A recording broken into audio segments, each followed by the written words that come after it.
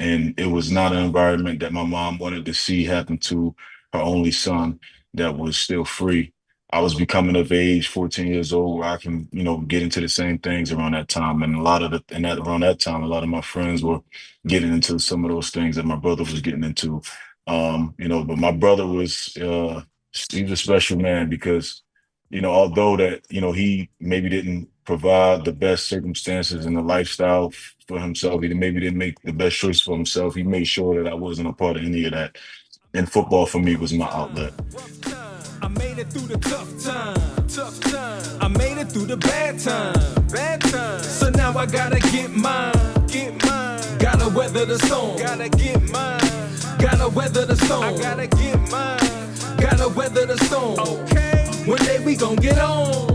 Talk to 'em. You ain't got a choice. Welcome to Bailey and Buck Unplugged, where we talk about sports, entertainment, and mental health in support of the Kennedy Kids Foundation. If you're struggling with mental health, we encourage you to speak up and get help.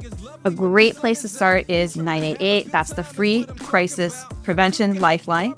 Or you can check out the resources tab at kennedykids.org. If you are in an absolute emergency, please dial 911. Either way, we want you to know that you are not alone and that you don't have to struggle, and speak up, get help. There are resources available to you, and we are here to support you.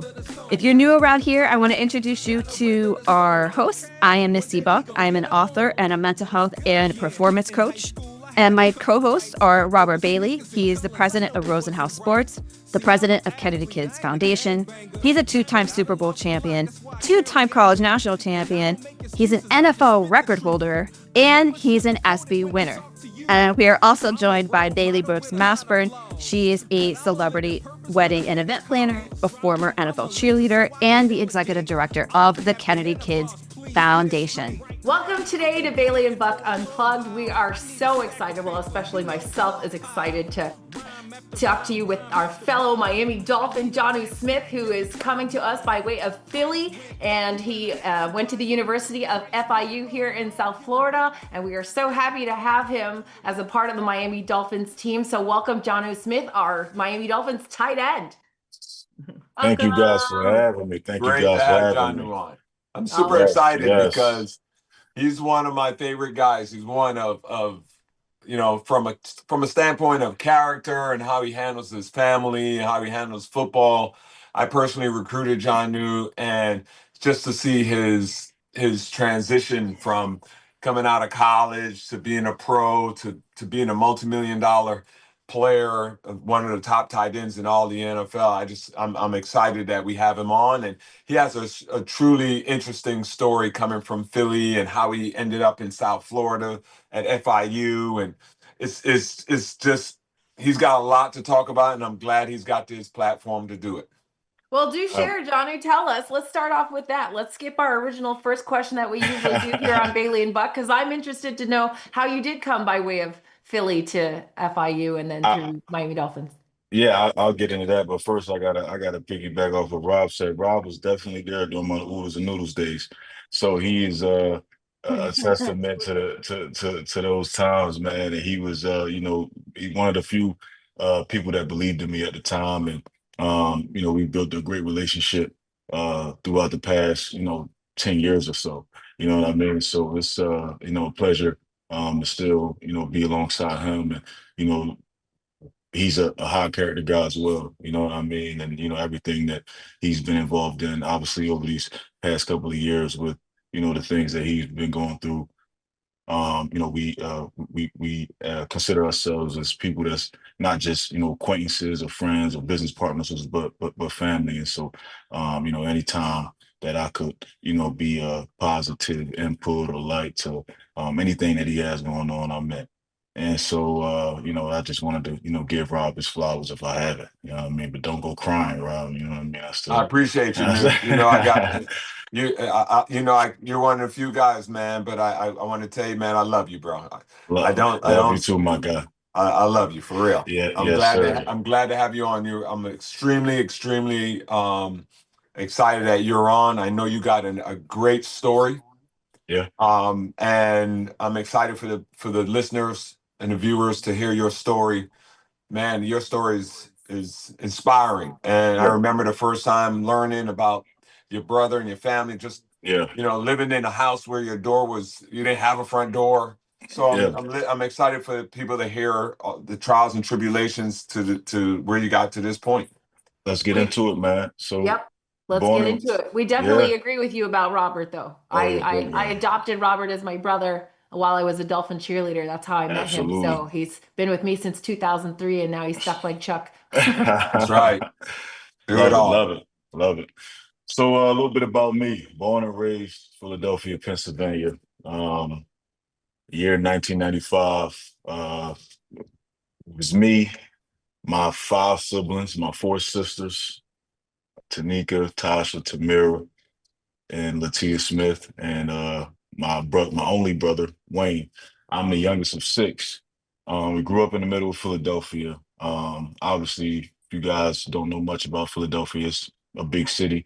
And a lot like a lot of inner cities, it comes with its inner city struggles, surrounded by a lot of violence and negativity and, drugs and, impoverished, lack of resources and, just, a ton of things down the list. But it was home. It was home. And at that time, when you don't know nothing else, it feels normal. You know what I mean? And grew up with my siblings. We were a tight-knit family. My mom and my father had 6 beautiful children, and we were very tight-knit. They didn't have any kids outside of their marriage. You know what I mean? They were together since my mom was in high school. She had her first daughter, my sister, at 18 years old, and she got married to my father, who was 24. And they were together for I want to say a little under. My father passed away when I was 4. My mom was 34. So 17 years, about 17, 18 years they were together. And unfortunately, my father passed away in the year 2000 due to a tow truck incident while he was on the job. My father was an A-silver man, hardworking man, a family man, and did anything he could to provide for his children. And worked multiple jobs, and unfortunately was working on a job, and was trying to, at the time that the mayor issued a cleanup on the city, and a lot of the abandoned cars on the streets. The mayor wanted them clean. The mayor wanted them off of the streets. And so my father, was an incentive for all of the local, tow truck employees to, get all of the dirty cars up off of the streets. And my father was, like he was trying to be, was a hardworking man and trying to provide for his family. He was trying to load too many cars on his truck. And unfortunately, it was a horrible incident. And my father, took my father's life. And it was a big catastrophic event because it was publicized. It was while he was working for the city of Philadelphia, and the city got involved. We got a lot of support from the city. And unfortunately for my mother, though, it left her to raise all 6 of us on her own. And this is why I say this is the strongest woman I know. Karen Smith is the true epitome of strength. After the funeral, wiped her tears and put on both hats, and raised me and my 4 sisters and my brother in the inner city of Philadelphia, and had to pick up multiple jobs and work late night shifts, and just do anything she could to provide for us. And as I'm the youngest of 6, so things, as my sisters begin to, kind of become adults and move out of the house, that's kind of around the time when things got a little rough for my mom. Oddly so, because you would think that they would be more rough when they were, younger, and she had to provide for all of them. But, I was kind of the one that got the brunt of the situation because, things just, I guess times just got more, economically challenged. And, I had to bear a lot of the, financial suffering that my mom endured. And it was times when, I would have to go stay with my aunt, because the lights were out, or, it would be the winter and we didn't have gas, you know what I mean? And my mom didn't want me to take cold showers, and she sent me away, and man, she stuck through it. You know what I mean? And it was at the time, you just look at it and you just like, okay, mom, you're listening to whatever she says. But as you become a man, you realize that what she was dealing with and how much she was trying to provide a better life for you, and that she didn't want you to go through those things that you were suffering, that she was suffering. And it was just such an amazing, monumental aspect for me to see as I became a man. And to this day, I give my mother the world. However, in the year 2010, and I was 14 years old, and it's me, my brother, and my sister, the youngest of the girls at the time. We're living with my mom, and my brother's. I'm 14. My brother is 19 years old, and he's kind of, you know, being a product of his environment, so to say, and getting into some things that he shouldn't be getting into, and found himself at the wrong place and wrong time, and was convicted of third-degree murder. And that, along with some of my friends being murdered weeks prior to, two of them. One was who was very close to us, who was actually, basically considered family, but murdered by people that were from our neighborhood and in our neighborhood. And it was not an environment that my mom wanted to see happen to her only son that was still free.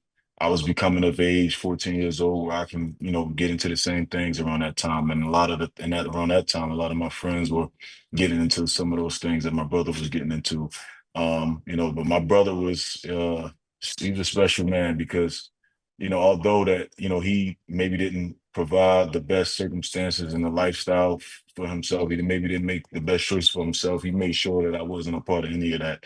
And football for me was my outlet.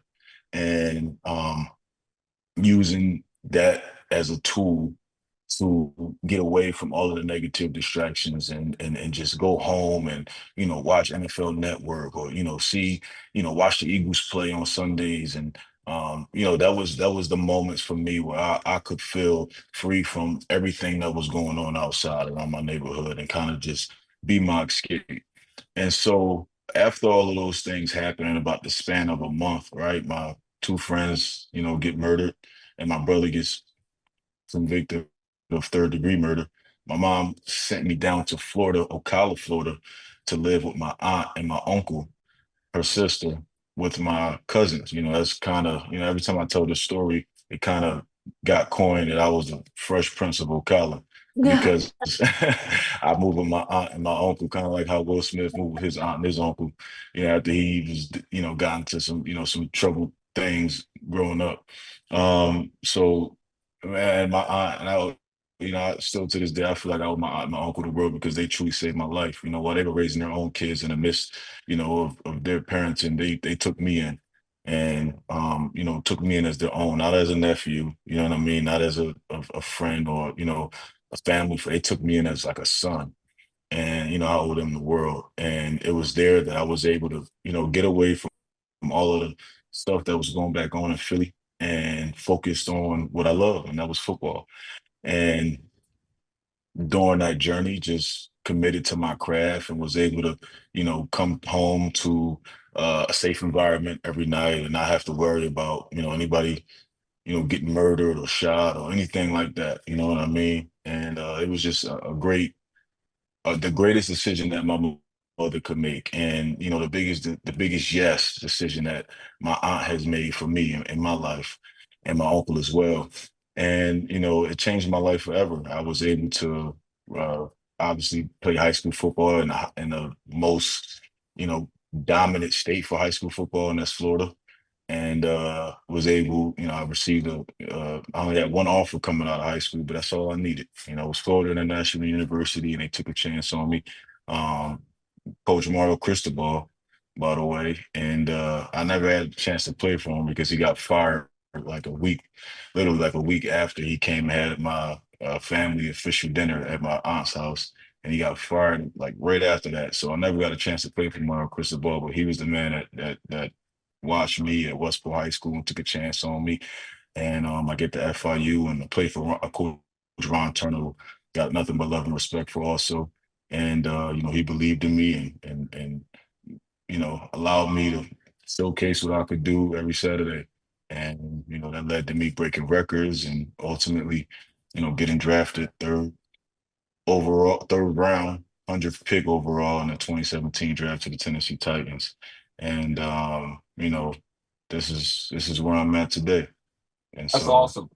Well, yeah, sorry, first of all, before we go into it, but amazing story, but so sorry to hear about how you lost your father, and our condolences go out to your family. I know that's got to be a really hard thing to go yeah, through at such a young age, especially since you had a two-parent household. Like your mom and dad were really holding it down and holding it yeah, together. absolutely. And like so happy to hear about a great Karen. Right. That's very rare that anyone says something nice about a Karen. So shout out to Karen Smith. Mama, you did your job, Absolutely. She Yeah. did the and thing. well done for your brother, like, learning from his own mistakes and lessons and making sure that you didn't follow in the same footsteps instead Yeah. of pulling you along with him. So many things could have gone wrong with that example for yourself as well. And I'm also one of six, but I'm a middle child, and Oh, okay. so I know that dynamic. It's a lot, Yeah, Yeah. yeah, and yeah. yeah. So, but like, how do you look back now on how far you've come and just like process everything that you went through? Like, is there anything that mentally like still impacts you as a result, or how are you functioning now with that whole story Right. or base as your foundation? Well, absolutely. So the biggest thing for me is my faith. And, I left, that part out for a reason because I know that that will wrap up, why we're here today. And grew up in a strong uh Christian household with, strong Christian values and morals. And as a man of faith, I believe that everything happens for a reason. And it wasn't any time or turmoil that my mother was going through, she would always, remind us that God would bring her through.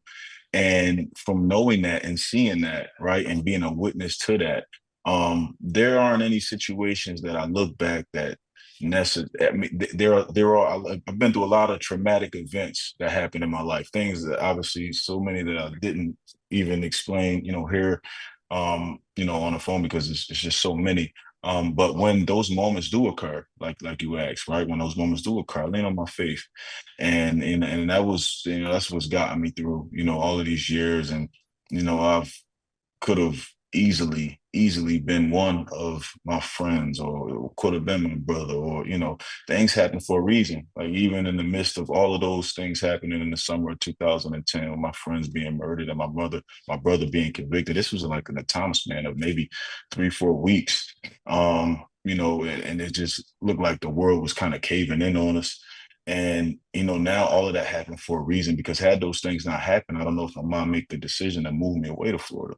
You know what I mean? And so Right. for me, I always think that everything happens for a reason. And when I do look at, things, or think about those things and see where I'm at today, I just credit it to God. And I'm so grateful that the Lord Jesus Christ has used me to go through those events, that I could be a pillar to other people, a structure to other people, and use my platform to tell my story. And listen, again, it's people who have went through far worse situations than I have. I always say that, my story could be uh, a, a nightmare to some and a fairy tale to many, because I understand that there are people who come from all walks of life who have been through so many different situations, but I'm just Right. grateful for my journey. And then you went to Ocala as the Fresh Prince of Ocala, right? But coming Yeah. off the tough streets of Philadelphia. Now, what I know of Ocala, though, because I have a friend over there named Marvin Coleman. You might know him, but he's out of Ocala. He coaches a lot of football over there. Okay. What I Okay. know of Ocala, it's not that far removed from Philly. Like, you weren't going from Ocala from PA to Beverly Hills. You were literally, like, Ocala is still a little rough. Like, how Right. did you Right. adjust to that transition with new people, losing your friends, not Right. having the same circle of support? Right. And Yeah. that's Not what only that, I just want to add also to add to her question. How did you adjust to just being sent away from your mom, right. who you know what I mean, who you Yeah. relied on? she made a decision that benefited you, and I'm sure at the time you weren't with it, right? But for your mom, is sending her son away to help her son, giving that up as a mother, that's extremely hard. But for you, how was that? Along with Bailey's question, how was that on you, just being sent away? Yeah, I mean, it's extremely difficult. I mean, I don't know if I know Rob. I know obviously you were father, and Misty and Bailey. I'm not sure, and Ben. I'm not sure, They're but both mothers. I okay, have awesome. 5. Missy has 2. Awesome. So I'm a father of 4, and I couldn't imagine, right, sending any of my kids away for any period of time, let alone their whole high school, basically their whole high school, the last 3 years of their high school career. And my mother's seen the bigger picture. And as a woman of faith, she was, believed that this was the best outcome and decision for me. Now, for me, to be honest, Rob, it was so much, at that time, at 14, and then just the accumulation of things happening, around me. I began to realize that this is not normal. You know what I mean? Around that time, I began to realize that this wasn't normal, because I was like, 14 years old, you still, you don't even, nothing about nothing. You know what I mean? And and this is, I just feel like, my life should have been a little more, I was exposed to a lot. I was exposed to a lot of things that, my kids wouldn't dare ever be a part of or see, God willing. And at that time I began to realize, like, maybe I understand, I got my friends here, I got my boys here, but I do see what they're getting into. You know what I mean? I do see the path that they're going down. And again, like I said, football was, that for me was, when I had the opportunity to go to Florida, I jumped at that, to be honest. You know what I mean? I didn't want to be, it was uncomfortable being away from Mom Dukes, because again, that was who I had. Like, my father passed when I was 4 years old. But my mom also told me that, it's time for me to understand the position that I'm in, and basically, relayed to me that it's time to, you kind of got to put on your big boy pants, and be ready for this next chapter of life, because I'm doing something that'll benefit you, not just now, but for the rest of your life. And Bailey, to go to loop back to your question, I actually just spoke about this, because I had a speak at a commencement graduation a few weeks ago, and I thank you. I actually just spoke about this there, because some people would think that you would be able to, right? You're going from Philly to Ocala, small town, more rural place. And yeah, it may be statistically, if you may look at the stat sheet, yeah, Philadelphia is a lot more of a dangerous place than it is. But guys, one thing I learned about life, that trouble will find you wherever you are. You know what I mean? And I don't care if you on, the other side of the country, trouble will find you wherever you are. And it's up to you to make, mature and positive decisions that, that can impact you for the rest of your life. And that's what I was trying to just explain to the kids, that I spoke to. And, no matter where you're at, you always got to lean on doing the right thing. Right. 100%. You're one of my favorite core values is always do the right thing. You never have to worry. You gotta worry about nothing. That's what my mom always embedded in me. If you stand on righteousness, you don't got to worry about a thing. As long as you're always in the right, you don't got to worry about nothing. 100%. I'm from the rough streets of Winnipeg, Manitoba, Canada, but I heard about Ocala. So I know about Philly, because my son is a Temple basketball star. Oh, so, he is in the middle of it. Yeah. Temple's a great, amazing school. Great, amazing school. Oh, they are very good. Yes. Excellent. Great school. So, that's a dope accomplishment. Yeah, thank you. So do you find, like, that so our opening question usually on the show is like, when did you, and there's so many, like, after I heard your story now, I feel like there's so many moments, right, Misty? But I'm like, when do you feel like you struggled the most mentally, like with your own mental health, or realize like that, you needed to address it? Like, was there any point? Because you seem so, you're telling the story, but you seem so, like, grounded about it, like level, like it's so I'm not even sure how you're going to answer this question because it just seems like it's going to be something that makes total sense, you know? Oh man, and he's been in the NFL long enough to have moments there too in the NFL, you know, with all oh, the stress absolutely, that brings. absolutely. You know, during that journey, so when I left from Philadelphia, you know, I was one of the toughest things, you know, obviously leaving my family, but after my family, it was my best friend, God rest his soul, Willie Jefferson. Um, you know, he was still alive at the time that I left, and you know that was hard. Obviously leaving my best friend, and you know we was with each other every day. You know, he walked in my house, you know, like it was his own. I walked in his house like it was my own, and you know we kind of grew up. You know, we grew up facing the same things, you know, dealing with the same things, you know, just going through life together, having the same goals. You know what I mean? He was a better football player than I was coming up. You know what I mean? And, you know, honestly, you know, I looked up to him. You know, I mean, we were the same age. And when I got to Florida, we kind of lost contact. You know, just, you know, it wasn't a little different. Like we didn't have FaceTime, you know, when I first moved down. That didn't happen until like later. Yeah, I'm still one of the few. You know what I Right. mean? That didn't come from the FaceTime era. But we didn't have FaceTime. So we kind of just lost contact, and you know, you know, just he was kind of getting to some things that he shouldn't have been getting into anyway. But when I got to college, I came home. I was going into my junior year. I was going into my junior year of college, and we had, you know, we'll talk, you know, every now and again still, you know, but we were just like in two totally different worlds. He was head first into everything that the streets of Philadelphia and our neighborhood Yeah. provided. He was Yeah. head first, and I was a college athlete. You know Yeah. what I mean? You know, all conference, breaking all record. You know, I was, you know, literally living, and I'm in Miami, Florida. You know what I mean? So I'm literally seeing two different sides of the world. And going into my junior year, I went to go visit my. This was right after my brother finally got convicted. My brother, well, he got his sentence. I'm sorry, he got convicted in 2010, but he got sentenced in 2015. And when they, you know, when they gave him the actual numbers, you know, the 25 to 50 years, it crushed us. It crushed us because, you know, we were fighting for his innocence and fighting for his freedom. And it's third And degree. Like, I don't know yeah, that yeah, third yeah. degree is 25 to 50 years. That's double life. And that's a first degree It was sentence. rough. Yeah. It was a rough situation. We knew that we were done.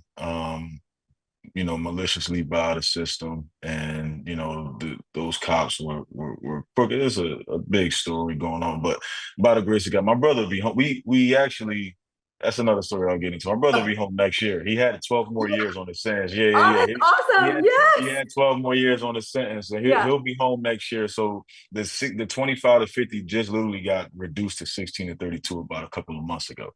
So Wow. he'll be home next year. Yeah. Right. It was really a 27 to 50, but it got reduced to a 16 to 32. So we knocked Congrats off. for your Yeah. family for that, Thank to be you. able to be He's reunited while yeah, everyone's still around. absolutely. He's Yeah. in year 15 now. So next year it'll be year 16, and he'll be parole eligible. He'll be home. So however, in 20 after we got that you know, the verdict, my family was crushed. And, you know, I went and talked to my coaches who were great about it. And I said, look, I got to go be there for my family because, again, remember, guys, my father passed when I was young. My mom didn't remarry until, you know, I was out of the house. So my sisters at Smart that lady. time, yeah, she knew better. That around that, around that time, you know, my sisters didn't really have a male role model to look up to.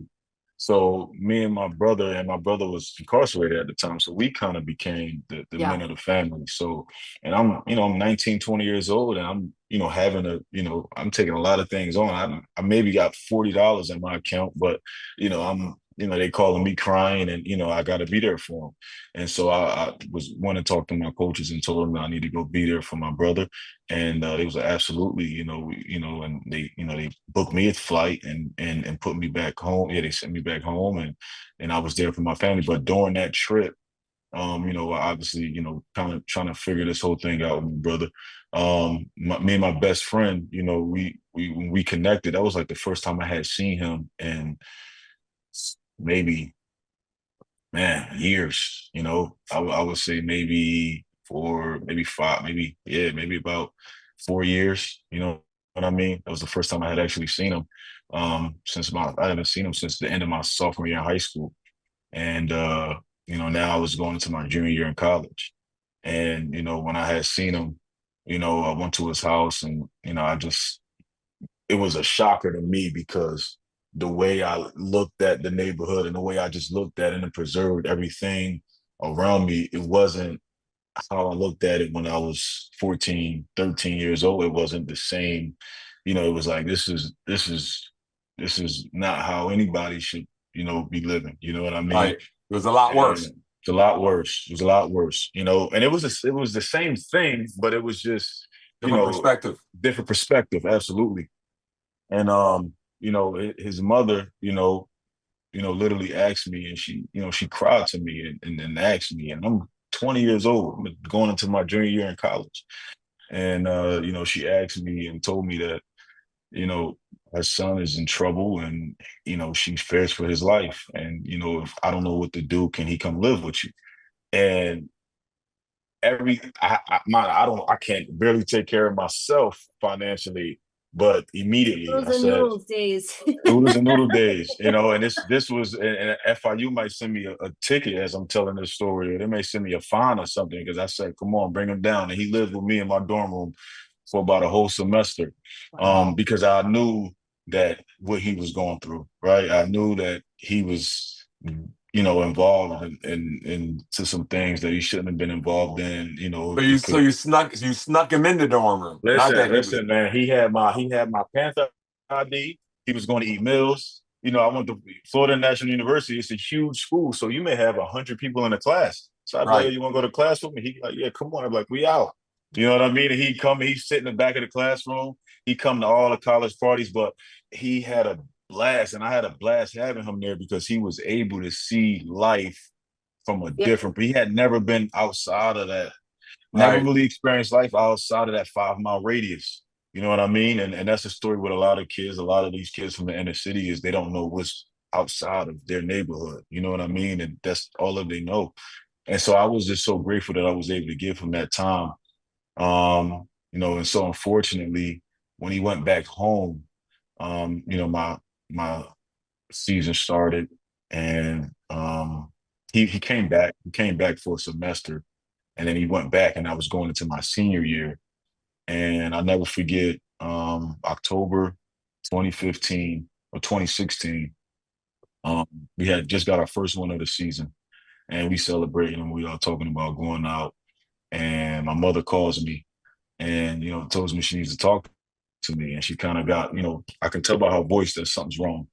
And, my mother that told me that my best friend was murdered on the same street that he grew up on. Wow. And, that crushed me. That crushed me because, that crushed me. That crushed me. That crushed me. And I didn't expect that. That's not what I expected. yeah, well, it was a very trying situation for me at the time of my senior year in college. Rob is around this time coming to the games. Rob is coming to the games. You know what I mean? And for me, I kind of felt like I was to blame almost because, I should have told him, like, don't go back, just stay here, you know what I mean? Like, don't go back, you know what I mean? And with his mom words were real. Like, my son needs help, like, save his life. And you know what I mean? And literally, I don't even think it was a year later that, he was murdered. You know what I mean? And that affected you because you feel some sort of blame. That crushed me. And to go to your point, Bailey, I know you had asked about, the like, what were some things that mentally you had to get through, and Rob said it could be NFL, but I would say, man, that was the toughest, having to get through that senior year, You know, my best friend who, you know, that was a guy that I pictured being here with me right now, you know what I mean? And alongside with me and just experiencing this beautiful journey of a blessing with me. And, you know, having to fight through and get through that was tough. You know what I mean? I'm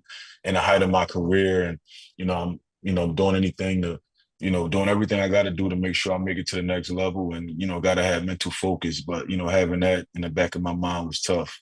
And I actually was, my at the time, my girlfriend at the time was actually pregnant.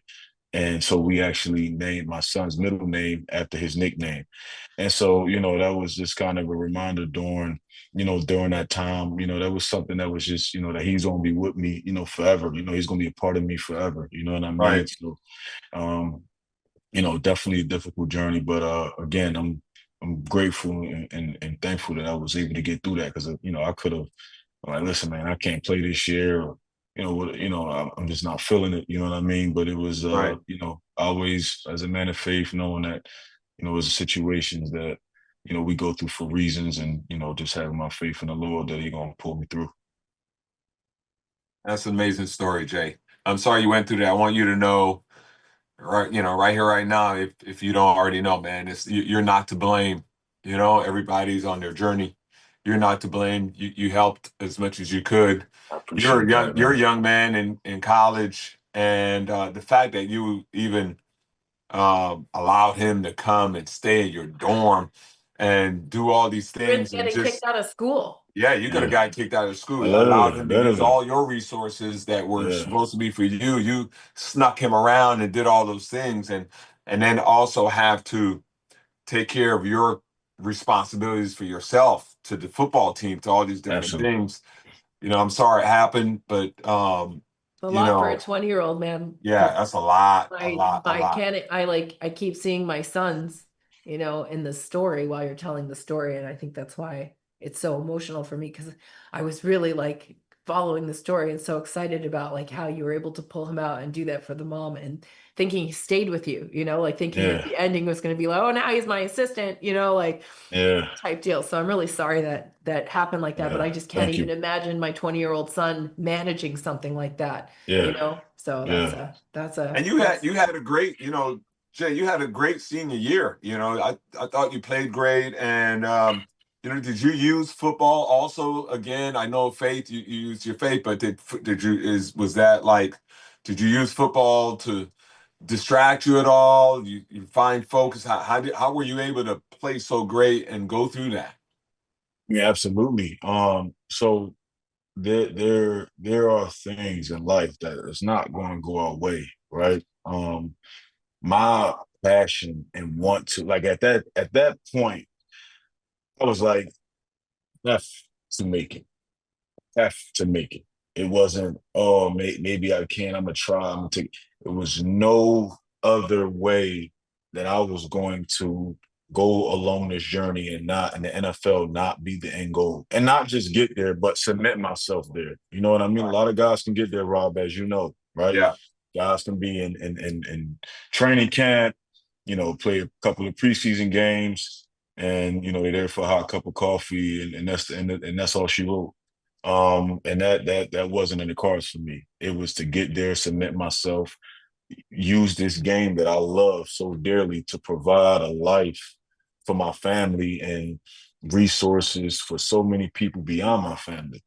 Right. And you know, going in the year now, I'm blessed and grateful to be able to say that I have done that and I'm still doing that. Wow. Impressive. I Very want impressive. to thank you. Gosh, you have shared so many things so far in our conversation that are like, even one of those events, could understand how that would change a person, even just one of those, right? Right. And Mhm. you just shared all these things. And excuse me if I'm wrong on this, but it seems like some of those stories will really weigh really heavily on you still. And so I'm wondering how and I could be wrong about that, and that's why I said, excuse me if I am. How do you unpack that so that it's like, do you ever feel like that burden of like, you're constantly kind of like, it's there, that you're carrying that backpack full of all that weight of all these things, all the time, or have you worked through and made enough peace with it and healed enough with from a lot of these events that you know that they're still there, and when you think about them they hurt, but you're not necessarily carrying them with you every day? I don't know if that makes sense. No, absolutely. Again, I just, everybody walk of life is different and everything that they're exposed to. And, I respect, no matter what everybody, no matter where they come from, no matter what they may believe in, no matter how they got there. We all have different walks of life, and I understand that and I respect that. And we, because of our individual walk of life, we all handle situations differently, and we all, um, react to them differently.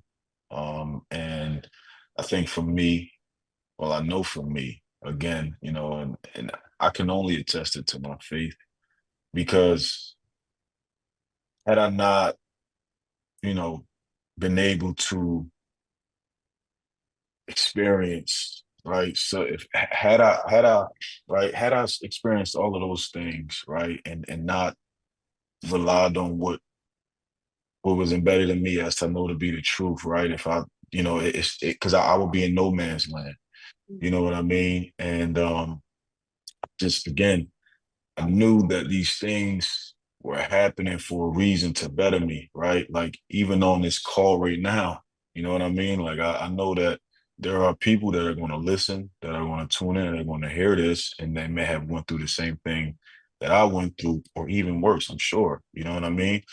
And, as I'm sitting here today as a smiling man, husband, a father, you know, I'm extremely grateful for my journey. Every part of it. I wouldn't want it any other way. It's made me who I am. It's made me more grateful and appreciative.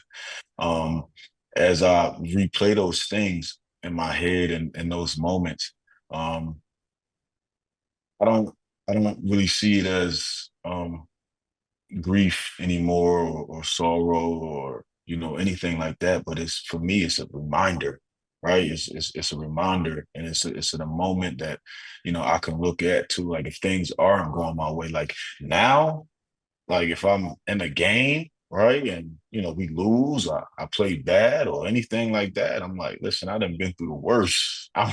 You know what I mean? I done been through things way worse than this. You know what I mean? The way I've lost people in my life, the things that I've saw growing up, like I've been and experienced worse things. And there's things that a lot of things that I didn't speak about, but um it, I've been through a lot, you know what I mean? I've been through a lot. And not to say that like I'm looking for, any sympathy or anything like that, but it's made me strong. It's made me who I am. And I'm grateful for that. It's my story, and it's precious to me. So I wouldn't change anything about my journey. I'm very uh understanding that we all have different walks and phases of life that we go through and that we grow through. And as I look back and replay those things in my head, they remind me of the strength. And I look at the man in the mirror today, and I know why. Yeah, How, that how, makes, how, makes a lot how, of sense. Go ahead, Robert. no, I was going to ask Jonnu, how's your experience helped you become the father that you are to your kids today? Because every time your kids are always around, I notice when you do football camps, you always make them, you know, be in the Yeah, football camp. Since they were little, absolutely. I remember, like, I was like, Yeah. man, in my head, I remember one of the early thoughts I have of you as a father was just how serious you were about your kids. How was your experience growing up impacted you as a father? Right. That's a great question, Rob. I'm glad you asked that.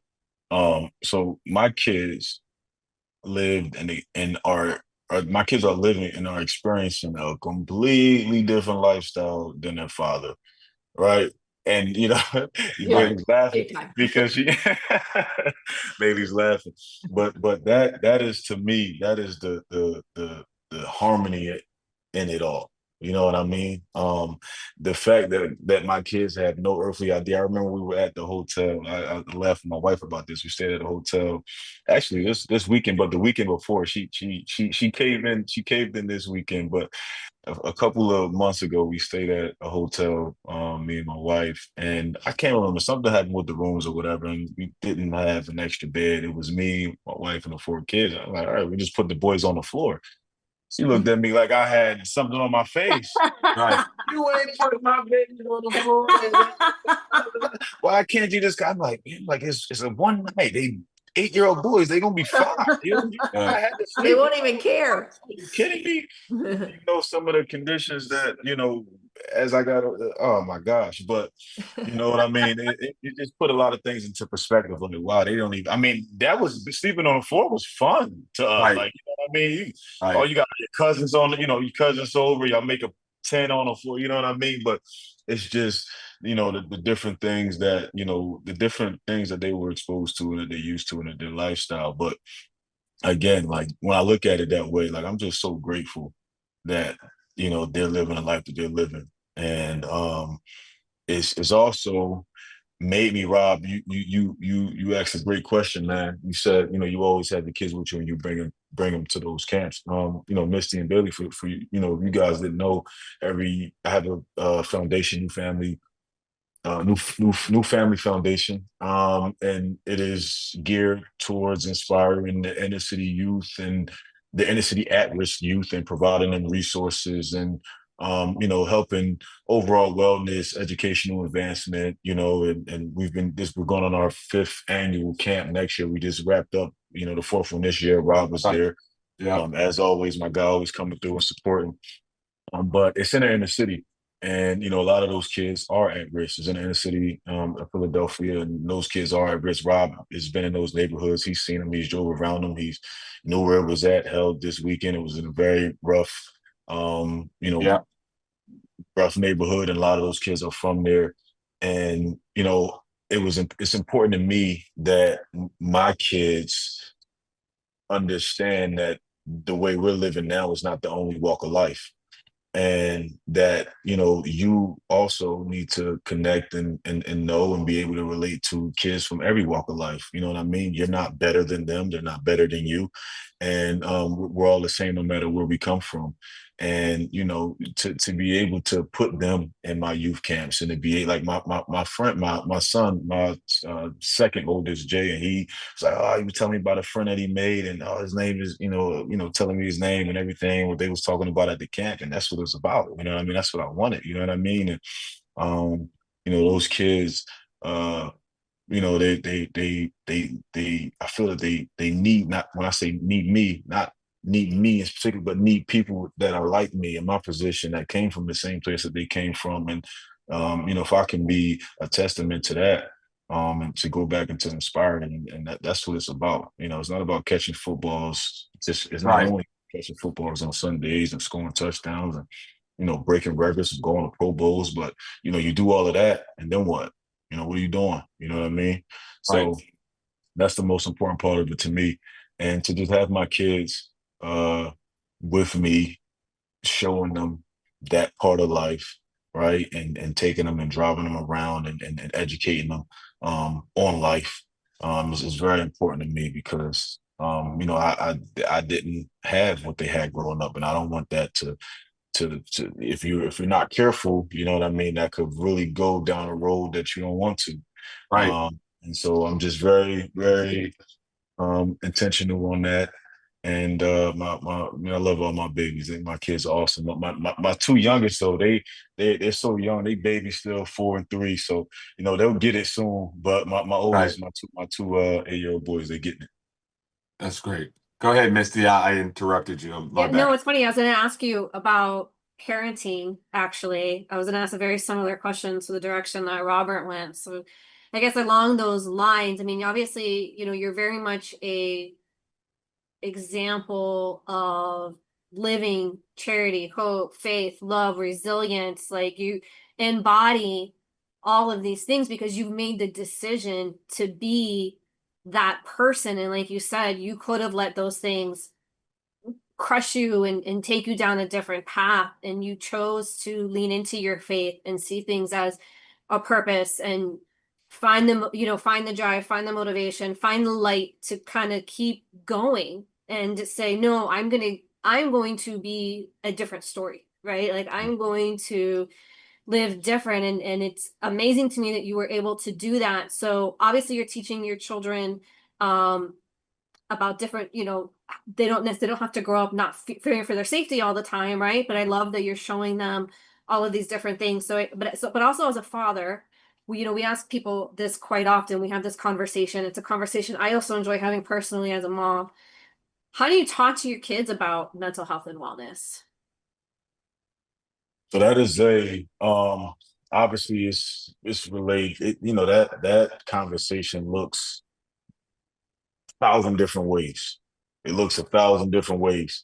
And I think is for me, I think that is particular to the individual, right? What my kid is going through that day, what he's experienced in school, what he's experienced at home.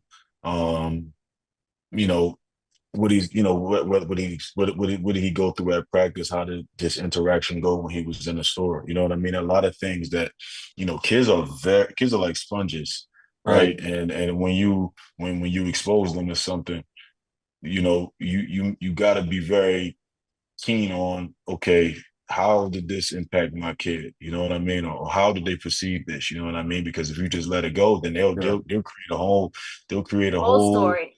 perception in their head. So, And social media. It's the worst. It's the worst. It has some good benefits. It has some great benefits. Don't get me wrong, but social media, you got to be careful with how you allow your kids to navigate the social media space. But Missy, to answer your question, I I just give you a little example, right? Like my son could, be having a bad day, at practice, right? Maybe not playing his best or anything like that. He may be getting down on himself and may not feel that he's adequate enough to compete, and play, you know what I mean? And, I pull him aside and I would just remind him of all of the plays that he's made to help this team win, right? I give him, that story, and then I'll give him a story of someone he looks up to, me sometimes, and then I'll use another play, Pat Mahomes, you know what I mean, or whatever, and I'll say, listen, you know, did Pat Mahomes win every game that he played? Did Pat Mahomes, ever throw an interception? You know what I mean? Just giving you an example of how I'm connecting with them on how, there's some things mentally that they could try to stagger themselves without recognizing or realizing the importance of that lesson. You know what I mean? But all of the failures that they go through, not just in sports, I just use it as an example, but all of the failures that they go through, for whatever reason, kids just kind of feel like it's only happening to them. You know what I mean? They feel like this is only happening to them. And it's up to me to recognize when that's happening, right? It's up to me to attack it, head on, you know what I mean? And me and my wife, we work great together, you know what I mean? She may see something and come home and tell me about it. I may see something, come home, tell me about it. We'll sit, we'll talk, we'll have a conversation. Sometimes with the boys, she get on me though, because with my boys, I just go right at her. You know what I mean? And That's what she's like, dads do. you know I've what I mean? noticed this. That's what dads do. My husband has a daughter and a son. He is way different with the daughter than he is with Oh, there's only one and a half. my daughter gets away with murder. They know that. The whole house knows it. Just deal with it. Just deal with it. They just have to deal with it. It just is what it is. I got 3 boys, 1 girl. So you can only imagine. And again, I grew up with 4 sisters and a mother. So I got it's a sweet spot in my heart for women. You know what I mean? But again, yeah, just knowing when to navigate those situations. And again, like I said, that conversation with all kids look differently depending on what they experienced and what they went through. But I'm always just try to give them an example of something that they've been through, and show them in a positive way of them owning this particular situation that they've done before. And then I've also shown them when someone they looked up to may have failed in that situation they have went through, but they kept persevering, they kept pushing through. Yeah, that's super important to teach them because we forget as adults that kids don't have the years of experience that we have, which means they haven't built up the resilience that we have built up. Right. They just don't have the life experience to show them that things get hard, but then they also get okay again, right? Right. Absolutely. So I think that that's an amazing approach that you're taking to help them learn how to just basically stack wins, not losses. Yes, I'm man. I just love wowed it. by the fact that we're talking to a kid. Like John is Yeah. only 24. My son is 24 years old. Like he is like, you've got the wisdom of Yeah. like a 40-year-old person. Like, You said I'm 24? aren't you 24? No, I'm 29.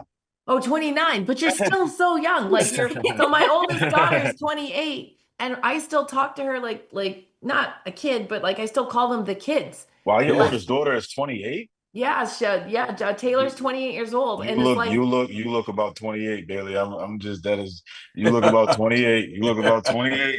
You look about that's Yo, a you feel compliment. it? I turned She feeling 49 it right on now, June the boy. She 1st. feeling I it. turned 49 on June the 1st. So I'm about to be 50. And this body feels 89 right now, but we're not gonna talk about that. This show's about you, not me. But just being 29, like I still look at you like a kid because of my kids. And just to hear you father and parent with as much wisdom, like it definitely comes from your life experiences, but Oh, yeah.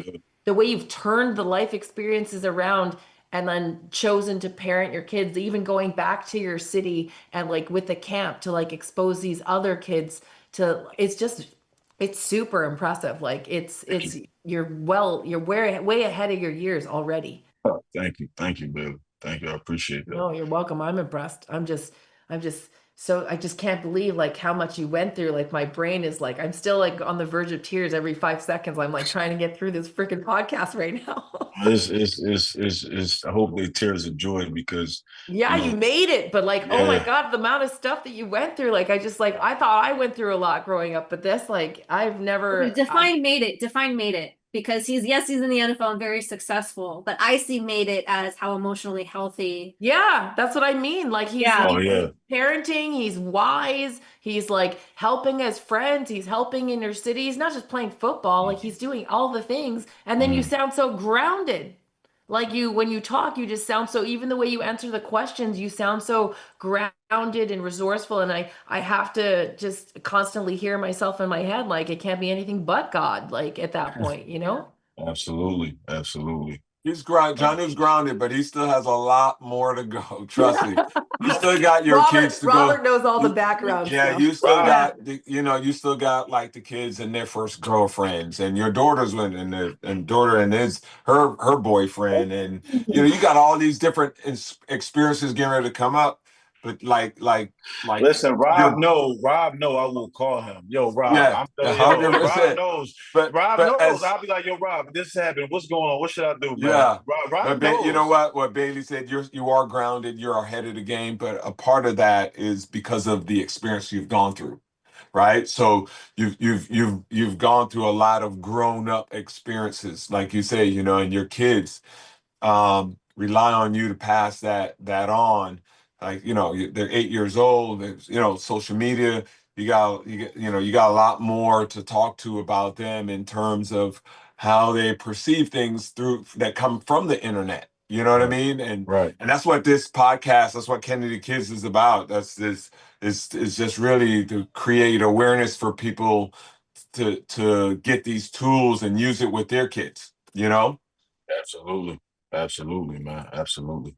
That's again, I'm just grateful that I could be a resource. You know what I mean, and use my platform to inspire, to uplift. Um, again, like I said, my story could be a fairy tale to some, a horror story to many, or however you want to put it. But I'm grateful for my journey and that I could be an example to others that may look up to me or went through the same thing as me, and I can inspire them and say, hey, listen, it ain't so bad. You know what I mean? And Yeah. you can pull through. Yeah. So you talked about, we always like to ask a couple questions as kind of we wrap up our time together. And one of those questions is, and I think you've answered it in a couple different ways, but one of the questions is when you feel things start to go to awry, because let's face it, you're still a human and you are very grounded and you are very mentally healthy, but you got to have moments where maybe you're not feeling so great, right? Because that happens. So like, what do you do? Obviously, you lean into your faith. You talked about when you lose a game, you remind yourself of everything that you have been through. Is there anything else that you do to kind of help yourself through those tough moments when maybe you have stress or when things are just not, life is lifing, in other words? Oh, absolutely. You know what I do? I look at my situation and I understand that whatever I'm going through, right? Like, I don't know, like, yeah, maybe okay. I probably shouldn't talk about that, but it's some things that I go through, right? Like in my career, you know what I mean, that I may be dealing with. Oh, my bad. You guys hear me? Yep. Yeah. Feel good? Yeah. Okay, just making sure we good. Um, See, we all make mistakes, man. You know what I mean? You just got to bounce back from 'em. But That one doesn't count. but you know, just recognizing that there are people going through way worse situations. Like my day could be going way worse than it already has. Like if you know, I got feet to walk, eyes to see, ears to hear, you know what I mean, a mouth to speak. Like, is that not enough? You know what I mean? Like I have a bed to lay in, you know what I mean, and food to eat. And so when I look at, you know, some of the struggles that we go through, and there are people who don't have that, you know what I mean? And so when I look at, you know, my situation and whatever I'm dealing with at the moment, or if things are getting down or things are getting tough, I always remind myself that there are people going through way worse situations, right? And I could be an aid to that, right? Not only that, oh, just recognize that they're going through that situation. You know, okay, you're good. Remember, it could be a lot worse, but you could be an aid to that. You know what I mean? So doing things like going back to, you know, to Philly and giving back and, you know, having giveaways during the season and, surprising families on Christmas and showing up to hospitals and just doing things like that, um, just remind me that to always remain humble, to always remain grateful and steadfast along this journey of life, which is a roller coaster, you know what I mean? But everyone's life is unique to each individual person. And, I'm just grateful that I'm able to recognize that. I love that because it sounds like you take an action of that charity piece that we were kind of talking about earlier, like, leaning into others helps you help yourself in a way. And I think Absolutely. sometimes we forget that, right? And when people are, I think, searching for purpose, a lot of it isn't necessarily, in my opinion, a career or like a big thing. Sometimes it's just being who you are and helping somebody out. Like that's serving in purpose, I feel like. Absolutely. So anyway, so I love that you shared that. We actually haven't heard an answer quite like that before. And so that's one of my favorite questions that we actually ask because everybody always asks the answers it a little bit differently. All right. So if how people want to connect with you, they want to learn more about New Family Foundation or all the other amazing things that you are up to, how can people connect with you? So I got two Instagram accounts. You can go and follow Easy Money 9. That's more of my personal page. You'll see a lot of the cool football pics and my everyday lifestyle. And you can go, which I would highly, highly, highly encourage you to go follow New Family Foundation. It's on Instagram. That's where the stuff gets good. You know what I mean? And that's where you see a lot of the give backs, and you obviously want to be a part of something special. We got a great team behind us, and it's just growing, and we're just continue to be innovative and inspiring and motivating the youth and not only the youth, but we also, like I said, it's also different platforms of all different ages that we're able to give back to and pour into. And so I'm just extremely grateful that I'm able to have that platform. So yeah, you can go follow those two platforms, Easy Money Now and New Family Foundation on Instagram. We will. We're extremely grateful that you have those platforms. So thank you for sharing that with us. So as we get ready to wrap up today, again, just want to thank you for your time and thank you for being here and for really everything that you shared. I think it's going to help really, really help a lot of people. This has been really, really appreciate you, New. conversation. This was cool, man. Thank you guys for having me. This was cool. Things like this, you're always doing a good thing when you actually get on here you recognize the cause. And y'all are all great people. You know what I mean? When Rob stamped y'all, I knew y'all was good people. You know what I mean? So again, the pleasure is all mine. It's been an honor. It's been amazing, speaking with you guys, and maybe we'll be back. Yeah, I hope so. I hope so. We hope you go have a good rest of your off season, getting real kind of off season, heading into the full, it's kind of that time of year. But anyhow, we want to thank you again and thank everybody for listening. Please like, subscribe, review, help us support the Kennedy Kids Foundation and mission. And as always, we like to remind you, if you are struggling, please dial the 988 free crisis prevention suicide line. Use that. It's free. It's confidential. It's really, really a great resource. Of course, if you're in an absolute emergency, please dial 911. And of course, if you're looking to support the cause or get additional resources, please visit kennedykids.org. Click on that resources tab, and we have a ton of information available for you. So, Jonnu, thank you once again for today, and we appreciate you. Thank you guys for having me. Appreciate you guys. Thank you.